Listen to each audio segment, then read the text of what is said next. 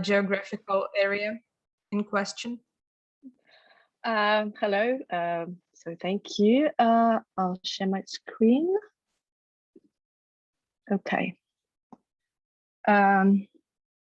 Do you see my screen? Is it okay? Okay, perfect. So, well, hello, everyone. And so my presentation today is about the interconnection between language policies, ideologies, and practices. And I'll use the case study of Francoprovençal, which is a language spoken in 3 countries, France, Italy, and Switzerland. But first, I'd like to start off with a story. So here we are in a mountain village in Valle d'Aosta, where I carried out my fieldwork for over 2 years. And there the municipality hosted me free of charge. And in return, I would help it with different activities. So we are here in the local kindergarten. And as I travel a lot during the pre-pandemic times, I showed to the kids the pictures of different places where I'd been, and they'd learn how to say hello in different languages and some other things. And then we'd play games where I showed them the a place, and they'd have to guess where it is and say how to greet people there, things like that. But when I would ask them for a comparison, and how do you say it in patois, which is how they refer to the local variety of Francoprovençal, which is spoken there. If teachers were there, they would readdress my question to some of the local kids whose both parents were locals. Like, okay, how do you say that? As if a child could learn how to greet people in like a dozen of different languages, but not in the local variety which people around them speak. And then that you'd have adults, some of whom who might have even lived there their entire lives, who would still feel themselves sometimes somewhat outside of the community because they wouldn't understand the local language. So why did I decide to study with the story? To me, it shows what my interest is when I speak about language policies. So it is connected to and its connection with the language attitudes. So here, for example, the local variety is perceived as somewhat innate because it's not standardized and hence impossible to acquire in formal education. And ultimately, it's all about the social issues such as the issues of belonging or social exclusion. Right. Sorry. Why does it? Okay. Yes. So my outline for today, I'll start with some methodological considerations, then I'll present you my fieldwork, and then I'll make an overview of the language policy in the 3 countries and compare it with the actual linguistic situation. So, well, I adopt, in my research, I adopt the approach of critical social linguistics. So within this approach, language practices are seen not per se, let's say, but within the broader social context, such as, for example, the construction of social difference or social hierarchies. As far as language policy is concerned, traditionally in social linguistics, it has been investigated at micro level. If you think, for example, of the Haugen's famous model of language planning and things like that. And then in the recent years, the micro level policy is getting increasingly more scholarly attention. We can think, for example, about research on the new speakers' attempts at language revitalization. And what I'm trying to do is actually to combine those both levels and to see on the one hand how, for example, language policy can be informed by language activists' discourse and ideologies, or vice versa, how the discourse on language circulates in the society. And on the one hand, on the other hand, sorry, what impact the language policy might have or not on the actual linguistic situation. And more specifically, as far as this last point is concerned, what I'm noticing in my material is that today, whilst what used to be considered as just a sum of different local varieties called patois in that context, whilst they get this official recognition as minority original languages, the actual linguistic practices in these languages disappear. So that's a bit what we'll be discussing today. Now, I'll present you the case of Francoprovençal. So like I said, it is spoken in the transborder area between France, Italy, and Switzerland, in the region which is referred to as the region around the Mont Blanc locally. You can see the Mont Blanc in there. Here you can see my fieldwork sites. It is based on 10 years of fieldwork, applying the ethnographic method of participant observation, and also combined with 6 to 7 in-depth social linguistic interviews with different types of speakers, so native speakers, new speakers, and so on, and also with all sorts of social actors, so also like non-speakers or political authorities and linguists. As for today, Francoprovençal is essentially an oral language. The literary tradition exists since the Middle Ages, but it is overall rather unknown to its speakers. And there is no consensus on the written standard, and there is a very high degree of fragmentation. So earlier today, we heard, for example, that there are different dialects of, within, let's say, the Basque language, that was the example. Here, linguistically, you can't even speak of concrete dialects, so the level of fragmentation is really very high. And the linguistic vitality varies significantly depending on the region. So overall, my fieldwork led me to the conclusion that the factor of density and multiplicity of social networks is of particular importance here to the language shift, the factor that has been, as we know, proposed by Milrose initially to speak about language change. So in the mountain area of the 3 countries, there are still close-knit communities, and their close ties between community members are maintained, and the level of linguistic vitality is quite high. In the Aosta Valley, over half of the population still has Francoprovençal as their first language, and then they learn Italian and French, 2 co-official languages, when they go to school. And on the contrary, in the industrialized lowlands of the 3 countries, but especially if you see the map, it's especially in France and Switzerland, there is a high level of social mobility and loose social ties, and language shift has occurred. So now they speak French, and you essentially see the new speakers of Francoprovençal. There are almost no native speakers, or in some regions, not at all. Right, now I pass on to language policy. And I start with Italy, because Italy was the first country to officially recognize Francoprovençal. So I'll say it from the beginning. The picture that you'll be seeing are the pictures from my fieldwork, and I selected for each country the pictures where actually Francoprovençal was being used in those situations. So here, for instance, you see Valle d'Aosta that I talked to before. So in Italy, in December 1999, there was the law on minority languages, which recognized 12 languages and cultures, including Francoprovençal. Now, what is very specific about this law is that whilst the list of those languages and cultures was pre-established based on linguistic expertise, the definition of communities as belonging to those to the territory of those languages is based exclusively on self-ascription.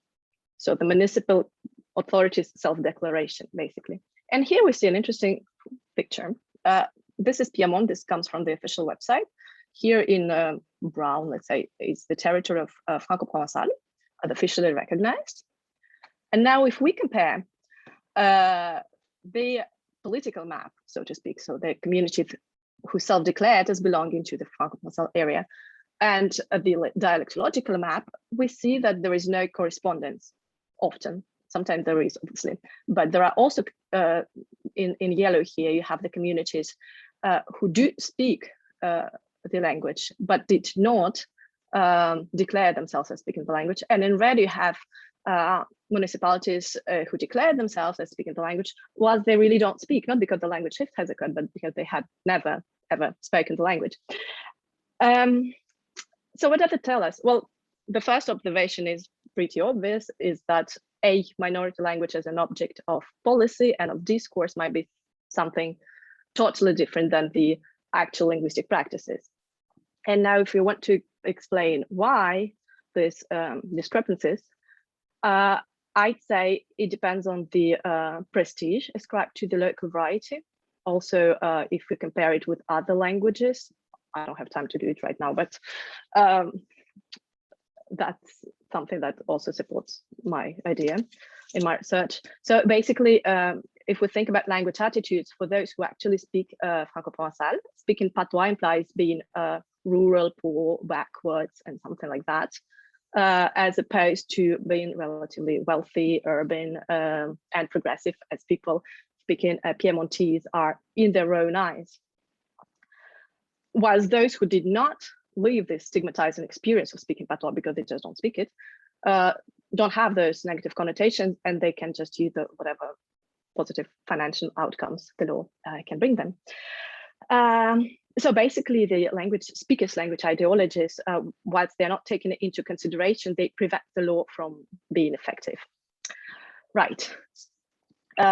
We move on. There are also the road signs in Piedmont, but not in Valle d'Aosta. Why not? Because in Valle d'Aosta, whilst a lot of people still speak Francoprovençal, they use French as discursively as another language of culture, as they see it, again, according to their own language ideologies, to construct the regional identity. Final thing to say about Italy, in this very quick overview, according to this law, there was a linguistic countess, and one of these counters was opened in Valle d'Aosta. There are also in Piedmont. And we see in their mission statement that it's a free service available to the citizens to facilitate the relations in Francoprovençal language between citizens and institutions. And I'll just make one brief remark that we can really wonder what practical necessity it might have, whether this civic right aspect is not rather informed by quite, let's say, bygone language ideologies, where the actual needs of people who do speak it today, you can think back of the story I started with, are not really studied. There's no any kind of comprehensive study and not comprehensive language planning model. Okay, I briefly move on to Switzerland. So this is Switzerland. You know that in Switzerland, language policy is legislated for at the level of the cantons. And as if today, there is the canton of Valais, which is the only canton which has a language policy in favor of Francoprovençal. So there is a Council of Patois, which was installed in 2008. There is also this foundation for the development of Francoprovençal. And if we read here what they see as their mission, they say the aim is to give young people from Valais the possibility to reconnect from within, as they put it, through words with their cultural heritage, and also cultivate the open attitude of openness.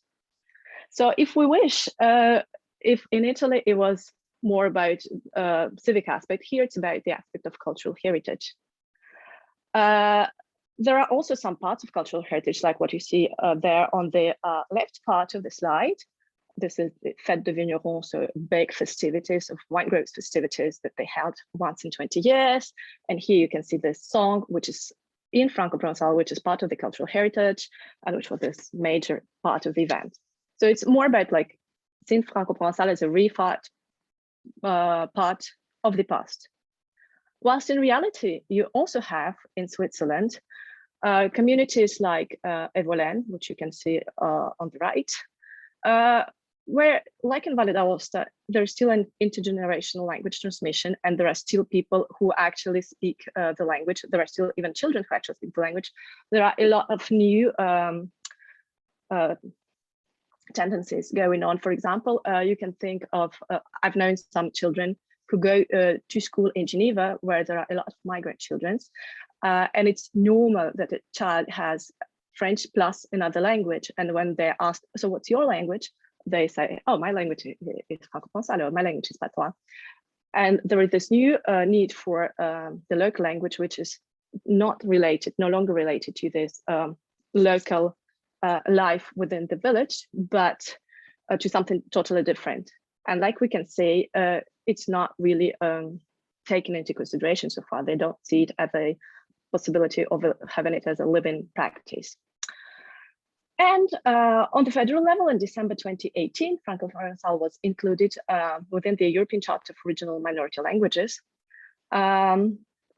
So far, there hasn't been any concrete actions related to that, but which I found interesting is that they said it is included because the Association of Speakers expressed their wish for it to be included. That it's stated directly. And they say there seems to be general consensus in the Swiss society that it's a language in its own right. So you see that the language is actually defined exclusively on speaker's idea about it. A big question here is who are the speakers? So as my fieldwork showed me, people who are part of those associations of speakers are really not speakers themselves, most of all, while speakers are to be found elsewhere. And I think that's a big question about all kind of revitalization efforts. So who had the legitimacy to speak on behalf of the community, and which social actors actually participate in the process? And does the legislation really takes into account the needs of all different types of speakers and non-speakers also, but like migrant, for example, or just those who are the most seen, that is the language activists. Now, the final country that we're talking about is France. A lot has been said about the French language policy today, luckily for me, so I don't have to speak much about it. I'll just say specifically on the case of Francoprovençal.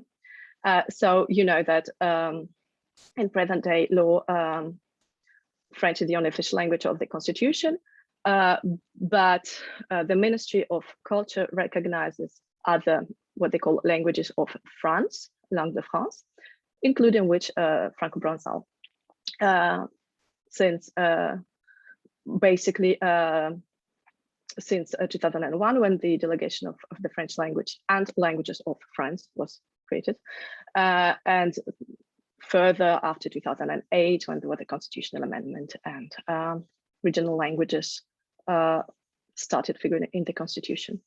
The particularity of Francoprovençal is that whilst it is, like I said, recognized by the Ministry of Culture, and so, for instance, they can have subsidies for like theatre in patois or something like that, it is not recognized by the Ministry of Education. And there are association of linguist activists who continuously ask to actually recognize it as a regional language of France, and for the Francoprovençal to be part of the final exam at school, the baccalaureate. And the official reply to this is that this exam, the final school exam, right, baccalaureate, reserves an important place to the written texts, so to the understanding and production of written texts. And because Francoprovençal is not standardized, it cannot be recognized.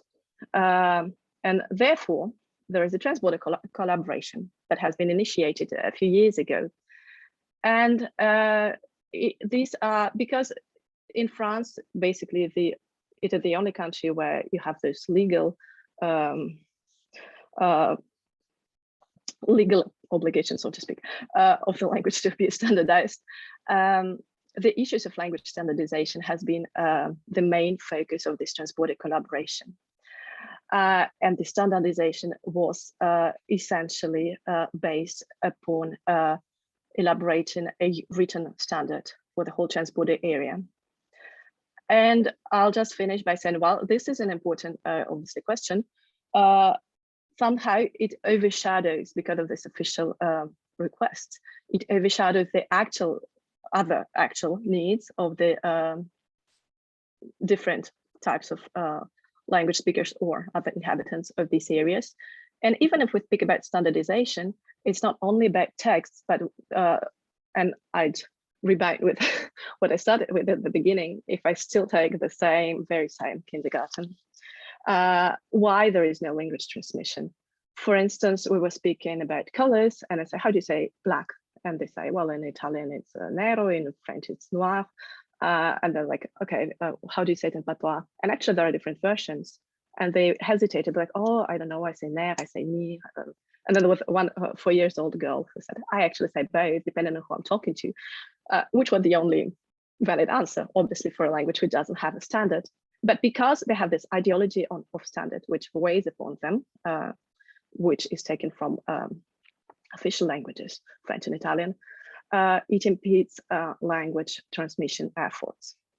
So I'd conclude just to say that, in my opinion, it is important to have this holistic view and really in-depth view of the field to inform the language policy, let's say, so that it could be effective.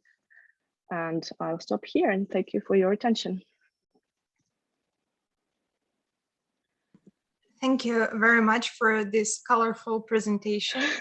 It really shows the atmosphere of these communities. And we have a question from Nikita Chesnov. Yes, thank you very much for your talk.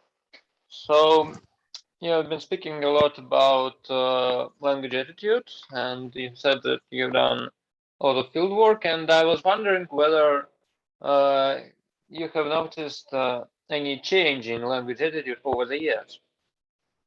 Right, thank you for your question. Yes, there's been a change, quite a big change actually in the recent years. It's hard to speak about it overall because obviously it depends on the countries. I can say, for instance, about France, yes, I should also say it depends on who we're talking to. If we're talking about language activists, for example, or if we speak about just speakers per se. For example, language activists, you know, there are those association of what they call late speakers, locuteurs tardifs. So the people who have heard the language when they were kids, and then they went to work in the cities, often as school teachers, and they come back to the places when they get retired, and there they get engaged in different activities to maintain the language.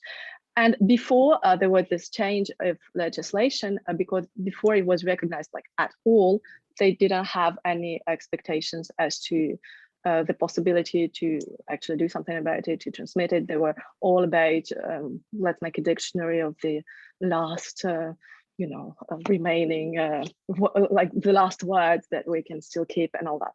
Now that they see that the situation is changing, that globally language attitudes are changing, they start also seeing the possibilities. Actually, maybe let's also try to transmit it. Let's also try to talk about it, to talk in it with the younger generations, for instance. Also, there are a lot of, I think that another difference is there are those new speakers who appear rather in urban areas.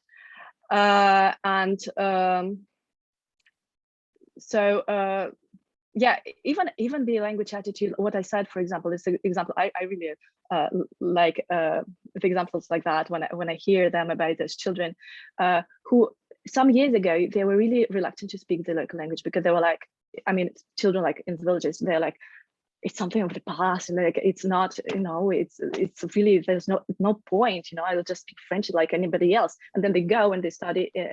It's also like it's linked to the broader change of language attitudes. When you go to school, and especially like at preschool level or like primary school level, and they're like, okay, so what's your language? How do you say it in your language? And everybody has their language. They're like, oh, okay, mine too.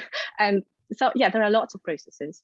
I hope it answers your questions. It's a quick answer. Yeah, so at the grassroots level, there is also a change in language attitude, and people who thought that their patois is something of the past are starting to think about it differently.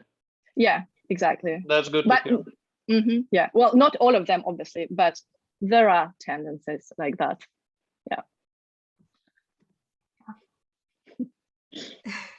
Well, I can pose another question. I'm just giving time so that someone else has an opportunity. But if there's no questions, I have one. So you said that in urban areas, the language situation is a bit worse, or much maybe, worse, yes. or much worse. Yeah, depends on the area. So do the people in these urban areas, do they take action? Is there some activism, maybe grassroots activism in these urban areas? And how does it compare to the activism in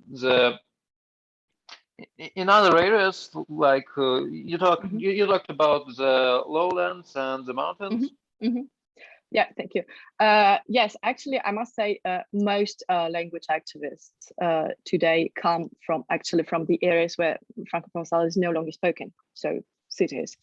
Also, a lot of them have lived in many different places. They're essentially mobile, and they have different types of language attitudes overall to all the languages. And for example, all those efforts at creating a new standard and all that, they essentially come from these people. Whilst people who still live in the rural mountain areas still perceive it as something. First, they have this idea, oh, we speak it anyway. And second, they kind of, their language attitudes haven't changed that much. So yeah, most language activists are actually people who haven't learned it, or who haven't heard it in their families, or maybe who have heard their parents speak, but they relearn it themselves.